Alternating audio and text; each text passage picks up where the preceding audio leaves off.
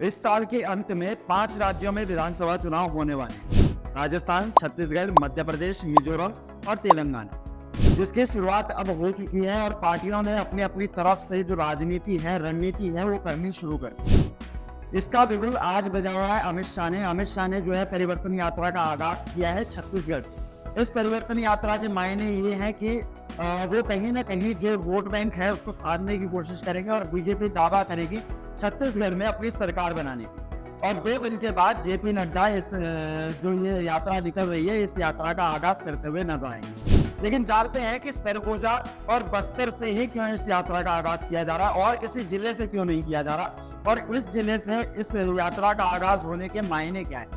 क्या जातीय समीकरण है, क्या वोट बैंक है, क्या वोट बैंक बटा हुआ है, वो पूरी जानकारी आज हम आपको इस वीडियो में देने की कोशिश करेंगे। नमस्कार, आप देख रहे हैं एएसडी न्यूज और मैं हूं रोहित।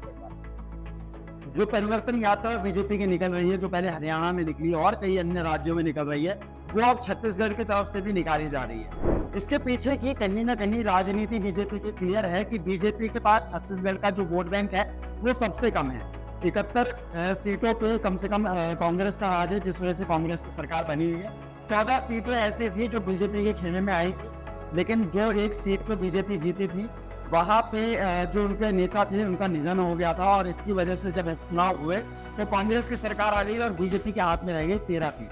वो जो एक सीट थी वो चली गई कांग्रेस के हाथ में।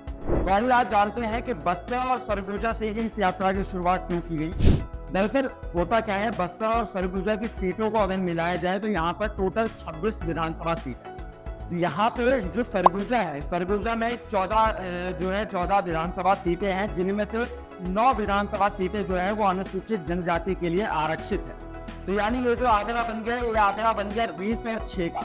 20 जो सीटें हैं वो आरक्षित है और 6 सीटें ऐसी है जो अनारक्षित है।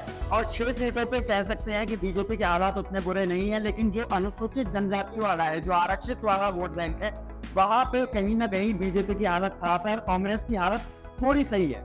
लेकिन कहीं ना कहीं जो सर्व अनुसूचित जनजाति है या सर्व एससी जनजाति आप कह लीजिए, वहां पे इस बार कांग्रेस को भी कहीं ना कहीं चुनौती का सामना करना पड़ेगा। क्योंकि हाल ही में कांग्रेस के एक वरिष्ठ नेता ने कांग्रेस से अलग होने की बात कर दी और वे जो सर्व अनुसूचित जनजाति है उनका मार्गदर्शन करने लगे। उनके वोट बैंक को साधने के लिए उन्होंने दावा किया कि 50 सीटों पर वो चुनाव लड़ेंगे। अगर वे 50 सीटों पर चुनाव लड़ते हैं तो कहीं ना कहीं जो अनुसूचित जनजाति सबसे ज्यादा जिसका आंकड़ा है 90 में से अनुसूचित जनजाति सबसे ज्यादा है। यही वजह है कि बस्तर और सरगुजा को सत्ता की चाबी भी माना जाता है कि अगर आप यहाँ की 26 सीटों पर बढ़त बना लेते हैं तो आप कहीं ना कहीं छत्तीसगढ़ की सीट में, छत्तीसगढ़ की सरकार में या चुनाव में छत्तीसगढ़ में आप कदम रख सकते हैं। लेकिन पिछले 5 साल में 5 बार छत्तीसगढ़ में उपचुनाव हुए और इन 5 के 5 बार ऐसा हुआ कि बीजेपी को हार का सामना करना पड़ा। 5 उपचुनाव में बीजेपी हार गई और कांग्रेस जीत गई। 2 सीटें ऐसी है जो बसपा के हाथ में है छत्तीसगढ़ में, बाकी सारी सीटें कांग्रेस के हाथ में है और मात्र 13 सीटें ऐसी है जो बीजेपी के हाथ में है। तो कहीं ना कहीं ये परिवर्तन यात्रा निकालने का मतलब बीजेपी का बस इतना है कि वो जो अनुसूचित जनजाति वाला वोट बैंक है जो कांग्रेस के खेमे में है, वो उसको साधने की कोशिश कर रहे हैं। ये था पूरा छत्तीसगढ़ का जातीय समीकरण और चुनावी गणित।